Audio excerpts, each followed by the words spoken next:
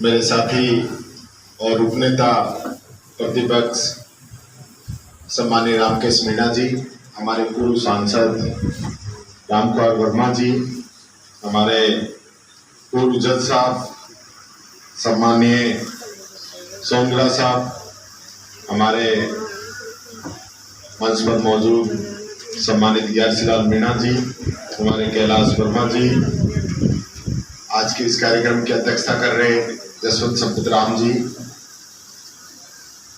GL. Verma जी, यहाँ मौजूद society के सभी सम्मानित पदाधिकारीगण, यहाँ उपस्थित सभी भाइयों बहनों और हमारे प्यारे छात्रों और पत्रकार बंधु, सर्वप्रथम आप सब लोगों को संविधान दिवस की मेरी ओर से बहुत बहुत बधाई और शुभकामनाएं देता हूं कि पूरी दुनिया का सबसे बड़ा और सबसे खूबसूरत संविधान हमें मिला और उस संविधान की वजह से टीकाराम जूली भी, मंच के लोग भी, आप सब लोग भी यहाँ तक पहुंचे। ये देन बाबा साहब के संविधान।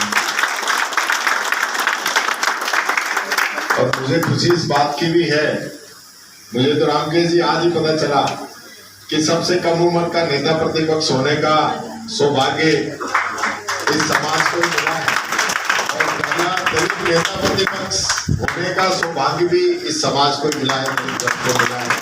इसके लिए आप सबको बधाई देता हूँ। आज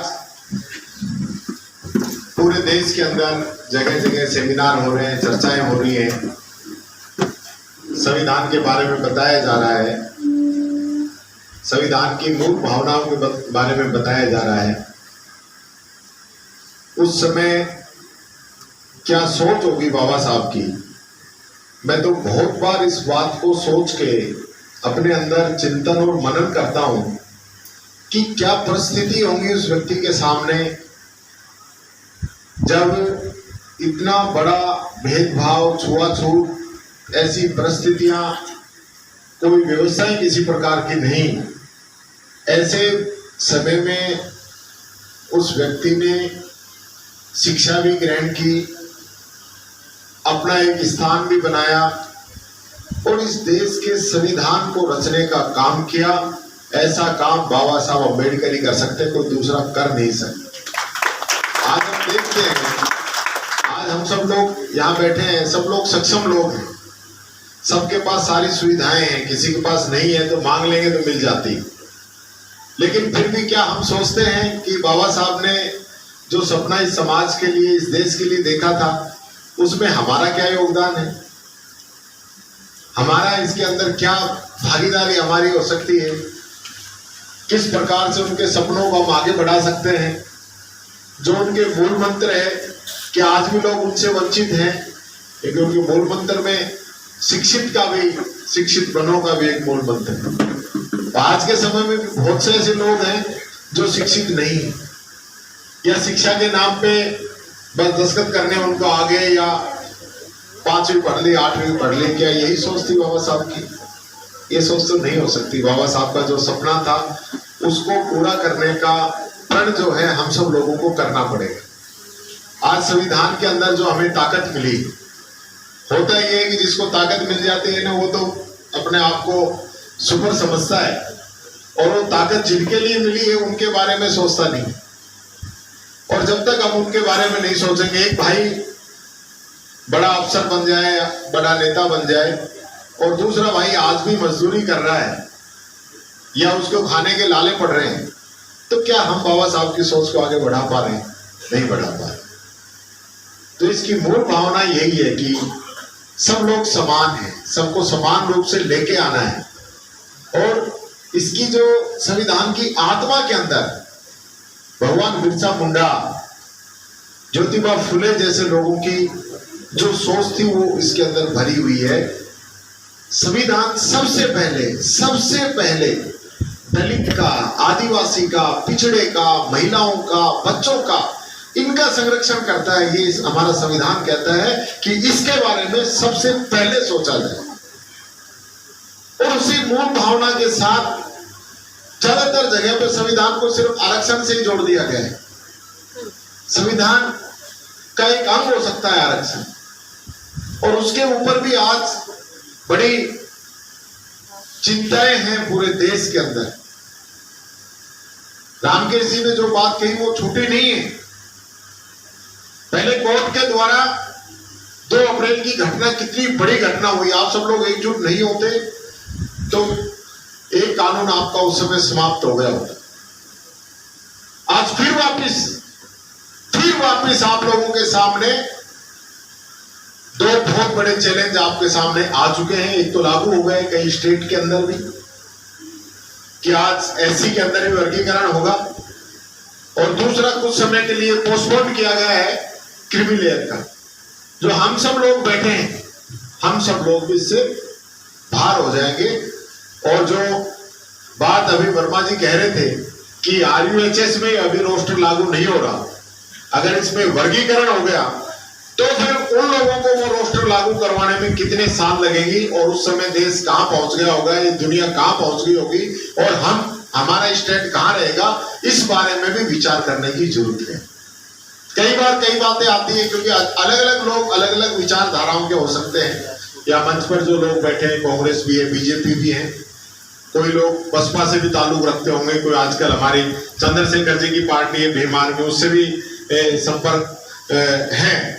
लेकिन मैं समझता हूं जहां समाज की बात आए, संविधान की बात आए, इस देश की बात आए, उस समय हम सब लोगों की जो प्राथमिकता है वो हमारे समाज के प्रति, इस देश के प्रति, संविधान के प्रति होनी चाहिए। कई बार ऐसे वाक्य होते हैं कि बड़े बड़े फैसले इस प्रकार से लिए जाते हैं जो कि पॉलिटिकल रूप से निर्णय उसके अंदर होता है। आज ठीक है, कांग्रेस पार्टी कोई निर्णय करे तो हमारी जिम्मेदारी बढ़ जाती है कि हम लड़ाई करके हम आपकी लड़ाई हम लड़ें। जैसे आप मेरे से पूर्व वक्ता कह रहे थे, बाबा साहब को मौका मारना पड़ा और अपनी बात मनवानी पड़ी, तो वही बात होनी चाहिए। अगर बीजेपी की गवर्नमेंट है तो हम लोग हैं, तो बीजेपी के अंदर जो पार्टिसिपेट करते हैं उनकी जिम्मेदारी है उनसे सही निर्णय कराने की। और कांग्रेस अगर कोई गलत निर्णय करती है, हम लोग बैठे हैं, हमारी जिम्मेदारी है वो निर्णय सही कराने की। क्योंकि सही मायने में आज राजनीति के अंदर हम आ गए। कहीं ना कहीं राजनीति के अंदर ये देखा जाता है कि इस समाज का प्रतिनिधित्व कितना है, इसका प्रतिनिधित्व कितना है। हम सब लोग जो मंच में हैं, कहीं ना कहीं ये सोच के बनाए जाते हैं कि भाई एससी में से इनको बना दो, एसटी में से इनको बनाओ, ओबीसी में इनको बनाओ, अदर कास्ट में, हर कास्ट का प्रतिनिधित्व देने का काम सारे ही दल करते हैं। लेकिन उसमें हम सब लोगों की जिम्मेदारियां बढ़ जाती हैं। और विशेष रूप से मैं एक बात जरूर कहना चाहूंगा, जो इस प्रकार की सोसाइटी है, जैसे हमारी अंबेडकर वेलफेयर सोसाइटी है, या और भी जिलों के अंदर कई जगह पे सोसाइटियां हैं, अलग अलग समाजों की सोसाइटियां हैं, उनमें मैं कहना चाहूंगा वहां पे कतई भी राजनीतिक भेदभाव या इस प्रकार की बातें नहीं होनी चाहिए। वहां सब लोगों के लिए समान होना चाहिए। कोई किसी पार्टी की कोई बात नहीं करे, किसी को कोई बड़ाई नहीं बात करे। इश्यूज हैं, इश्यूज अगर किसी भी प्रकार का है, उन इश्यूज पे बात होनी चाहिए, भविष्य की बात होनी चाहिए। आज ये नन्हे मुन्ने बच्चे यहाँ पे शिक्षा ले रहे हैं, हॉस्टल में रह रहे हैं, इनका किस प्रकार से हम उज्जवल भविष्य के बारे में सोचे। जो हम तो यहाँ तक आ गए, आज संपत राम जी यहाँ तक पहुंचे हैं, हमारे जीएल वर्मा जी यहाँ तक पहुंचे हैं, और बहुत ऊंचा स्थान इन्होंने ग्रहण किया आधिकारिक तौर पे, और उसके बाद आज रिटायरमेंट हो गए। लेकिन उसके बाद आने वाली पीढ़ी को भी यहाँ तक लेके आए कि हमारा माता हमारे अंदर होना चाहिए, उनके बारे में भी हमें सोचना चाहिए, हमारे बच्चों के भविष्य के बारे में भी सोचना चाहिए। क्योंकि प्राथमिकता हमारी ये समाज है, बाबा साहब का संविधान है, और इस संविधान को मजबूत करने का प्रण आज हम सब करके जाएं, यही मेरी आप सब लोगों से अपील है। आप सब लोगों ने मान सम्मान दिया, बुलाया, उसके लिए बहुत बहुत धन्यवाद। पूरी सोसाइटी को धन्यवाद देता हूँ, क्योंकि मेरे कार्यक्रम ऑलरेडी आज का जो है उदयपुर का मेरा कार्यक्रम दिया हुआ था, लेकिन लगातार जब बात हुई तो फिर मैंने उनसे माफी मांगते हुए आज आप लोगों के बीच में उपस्थित हुआ हूं। और मैं ये आशा करता हूं कि समय समय पर जब भी किसी भी प्रकार की कोई मेरे लायक आप बात कहेंगे, कोई आवाज उठाने की बात होगी, विधानसभा में कोई मुद्दे उठाने की बात होगी, निश्चित तौर पर वो आपकी बात वहां पे रखी जाएगी। मुझे बड़ी खुशी है, हमारी बहन मंजू जी मंच पे है, और लगातार जब भी कोई क्वेश्चन आते हैं बहुत अच्छे तरीके से पूरी तैयारी के साथ आप वहां पे जवाब देती हैं और कहीं ऐसा नजर नहीं आता कि कहीं भाई कोई महिला है या दलित वर्ग से ऐसा कहीं महसूस नहीं होने देती। और मैं भी ये प्रयास करता हूँ तो दलित व्यक्ति नेता प्रतिपक्ष बना है और मेरा ही कार्यकाल फेल हो गया तो आगे ऐसी वालों को नंबर ही कट जाएगा कि यार ये इंसान है।